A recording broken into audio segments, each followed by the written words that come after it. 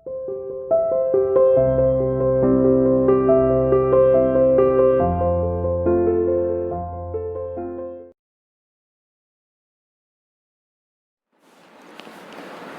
morning students, how are you? You are welcome to CR International Online Classes। आज का आपका assignment number 51 topic है architectural traditions lesson number 7 से। इसके अंदर इंग्लिश और हिंदी मीडियम में कॉमन टॉपिक है आपका। इसमें आज हमने लिया सबसे पहला टॉपिक आर्किटेक्चरल ट्रेडिशन का। ये जो टॉपिक है कि आर्किटेक्चरल ट्रेडिशन ये क्या है, वास्तुशिल्प जो परंपराएं हैं उन पे प्रकाश डालता है। वैसे तो हर समय की अपनी एक वास्तुशिल्प होती है, वास्तुशिल्प परंपरा होती है, लेकिन जिस समय की हम बात कर रहे हैं ये विजयनगर साम्राज्य की बात कर रहे हैं। तो विजयनगर साम्राज्य जो है इस दौरान कुछ ज़्यादा ही वास्तुशिल्प पे ध्यान दिया गया। New features in temples, for example large structure, जैसे कि मंदिरों पे बहुत ध्यान दिया गया था। मंदिरों की सबसे प्रमुख विशेषता जो इस समय की मानी गई कि मंदिर का ढांचा बहुत बड़ा रखा गया, मंदिर का आधार बड़ा किया गया होगा, उसमें स्तंभ बड़े किए गए होंगे, गोपुरम बड़ा किया गया होगा।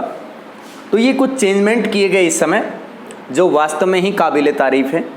गोपुरम बनाया गया। गोपुरम इस तरह का होता था जिसके अंदर नीचे मंदिर प्रांगण होता है, मंदिर प्रांगण के अंदर मूर्तियां स्थापित की जाती है, फिर उससे थोड़ा सा उसका आकार कम करते हुए नेक्स्ट मंजिल उसके ऊपर, फिर उससे ऊपर, फिर उससे ऊपर, इस तरह से मंजिलें बनाई जाती हैं। और गोपुरम 11 से 12 मंजिल के भी हो सकते हैं। तो ये बनाना बहुत ज़्यादा मुश्किल रहा होगा उस समय, लेकिन इन्होंने इसे बनाते हुए उत्कृष्टता का नमूना पेश किया है और उसमें ये भी दिखाने का प्रूव किया है कि भी इनसे बढ़कर कोई भी शासक शासन कला में इतना ज़्यादा निपुण नहीं है। इनका अपना कंट्रोल है स्किल्स पर, लोगों पर, विकास पर, अपने राज्य के कमांडिंग पर पूरी तरह से नियंत्रण वो रखते थे। यहाँ पर रॉयल गेटवेज मिलते हैं, शाही प्रवेश द्वार मिलते हैं जहाँ से कोई भी बाहर से आने वाला राजा उससे प्रवेश कर सकता है या खुद जो अपना शासक है वो प्रवेश कर सकता है। शाही दरबारी उससे प्रवेश कर सकते हैं। ज़रूरी नहीं कि सिर्फ शाही दरबारी या शासक ही प्रवेश करें, इससे आम जनता भी प्रवेश कर सकती है, लेकिन उसका एक सूचक है।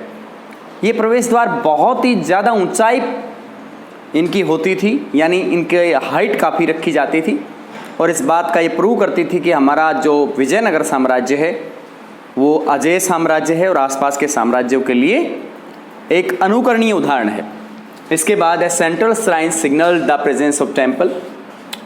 केंद्रीय जो तीर्थ स्थल होते थे वो मंदिर के प्रेजेंस की सूचना देते थे। ये बहुत दूर से दिखाई दे जाते थे, जैसे कि मस्जिद बनाई जाती है, मंदिर बनाए जाते हैं, उनके ऊपर शिखर जो बना होता है उसे दूर से पता लग जाता है कि भाई मंदिर बना हुआ है।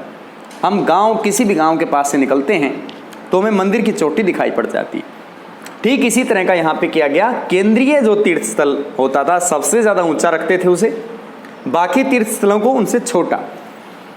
इसके बाद royal gateway surpass them in height. शाही प्रवेश द्वारों ने इन सेंट्रल श्राइन्स की हाइट को भी मात दे दी, यानी ज़्यादा हाइट किसकी थी? रॉयल गेटवेज की हाइट इनसे ज़्यादा थी। ये प्रूव करता था कि शासक सर्वोच्च है, अपनी सत्ता पर, अपनी सॉवरेनिटी पर पूरी तरह से वो डिसीजन ले सकता है। Rulers of Vijayanagar also got built mandaps और पेवेलियंस। इन्होंने मंडप बनवाए। मंडप इस तरह का निर्माण होता था जिसके अंदर बहुत से पिलर्स गोल आकृति में लगाए जाते थे, कॉरिडोर्स के साथ में होता था। ये मंडप होता था इसके अंदर।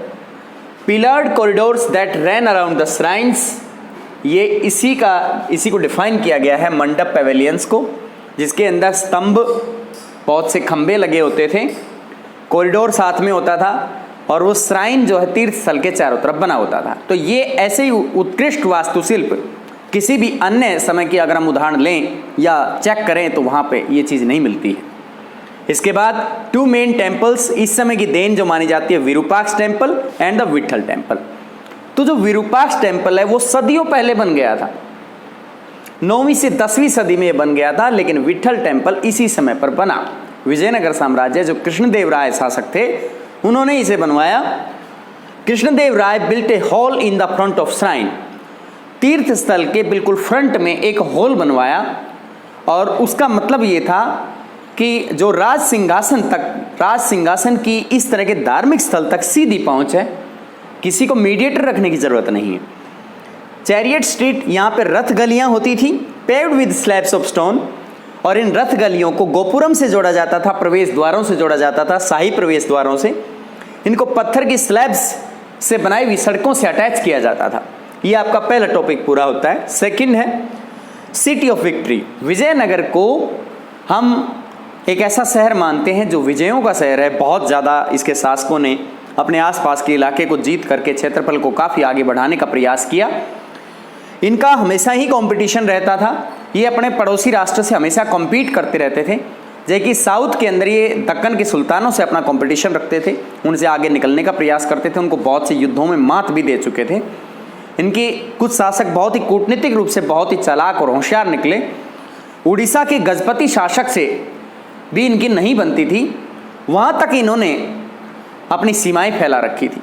इसके अलावा अगर हम अहमदनगर, बीजापुर, गोलकोंडा का जो क्षेत्र है वो भी कुछ समय के लिए इन्होंने जीत लिया था, लेकिन बाद में कुछ ही समय बाद वो फिर दोबारा से आज़ाद हो गई। अब इसके बाद आगे देखिए, फाउंडेड इन 14th सेंचुरी, जो विजयनगर साम्राज्य है 14वीं सदी में इसकी स्थापना की गई। किसने की? दो भाइयों ने की, जिसका एक का नाम था हरिहर और दूसरे का नाम था बुक्का। हरिहर और बुक्का नाम के दो भाइयों ने इसकी नींव रखी। द किंगडम वाज अटैक्ड इन 1565, 1565 में यहाँ पर एक बहुत जोरदार आक्रमण किया गया।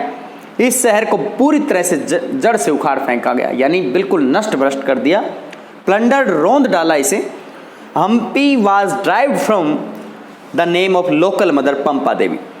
इसमें अब जब इतिहासकार देखते हैं कि विभिन्न तरह की पुस्तकों का अध्ययन करते हैं, संस्कृत का, तमिल का, मलयालम का, तो उसके अंदर पता चलता है कि हम्पी नाम के एक श्राइन का पता चलता है, जो एक महत्वपूर्ण तीर्थ स्थल भी होता था, एक शाही, यहाँ पे हम्पी नाम का, विजयनगर का ही ये हम्पी नाम है।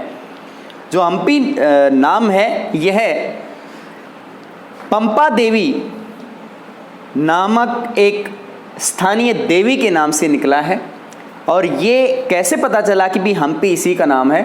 स्थानीय लोगों की यादों में, उनकी स्मृतियों में ये बात पता चलती है, उनसे पूछ करके देखा गया। जैसे कि कॉलिन मैकेंजी ने भी यही बात बताई है। इनका पता ढूंढते हुए, वो भी लोगों से पूछते हुए उनका अनुमान लगाया उन्होंने। विभिन्न पुजारियों से पूछा, आम लोगों से पूछा, तो सभी की बातें सेम थी और उन्होंने बताया कि हम्पी नाम का साम्राज्य ही विजयनगर साम्राज्य था और उसका क्षेत्रफल यहाँ से यहाँ तक था।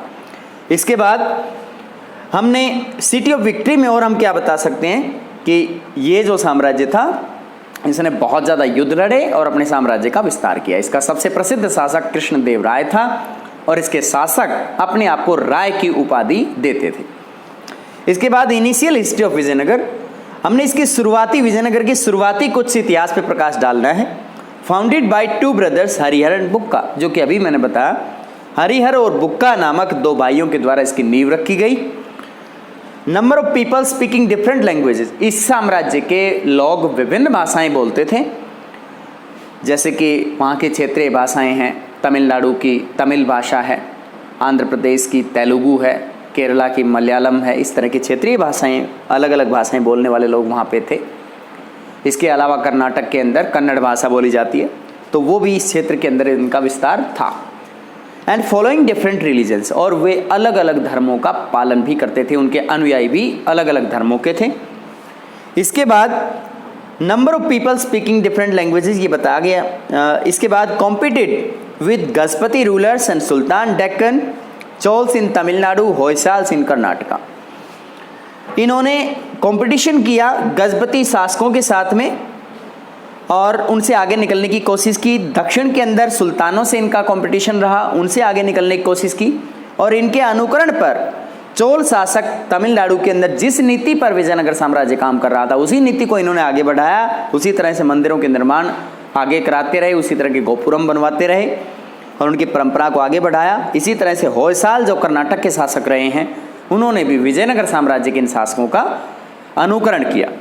इसके बाद ये तीनों टॉपिक आपके पूरे होते हैं। सबसे पहले में वास्तुशिल्प परंपराओं का जिक्र किया गया है, जिसके अंदर किसी भी भवन निर्माण की कौन सी अद्वितीय कला जो कि कहीं दूसरी जगह नहीं मिलती, उन पे प्रकाश डाला गया।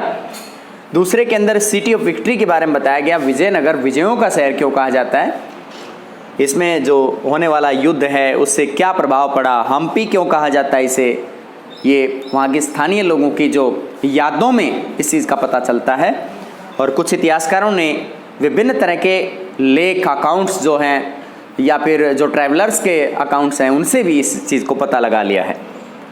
पंपा देवी यहाँ की स्थानीय मातृ देवी का नाम है और उसी से हम्पी का नाम पड़ा है। इसके बाद अगले टॉपिक के अंदर ये बताया गया इनिशियल हिस्ट्री, यानी इसके शुरुआती विजयनगर का शुरुआती इतिहास क्या था। 2 भाइयों ने इसे बसाया, इसको स्थापित किया, हरिहर और बुक्का। उसके बाद प्रमुख शासक कृष्णदेव राय। बहुत से लोग, अलग अलग धर्मों के लोग, अलग अलग जातियों के लोग, अलग अलग भाषाएं बोलने वाले, अलग अलग धर्म को अपनाने वाले लोग यहाँ पे रहते थे। तो इससे ये आपके तीनों टॉपिक पूरे होते हैं। धन्यवाद।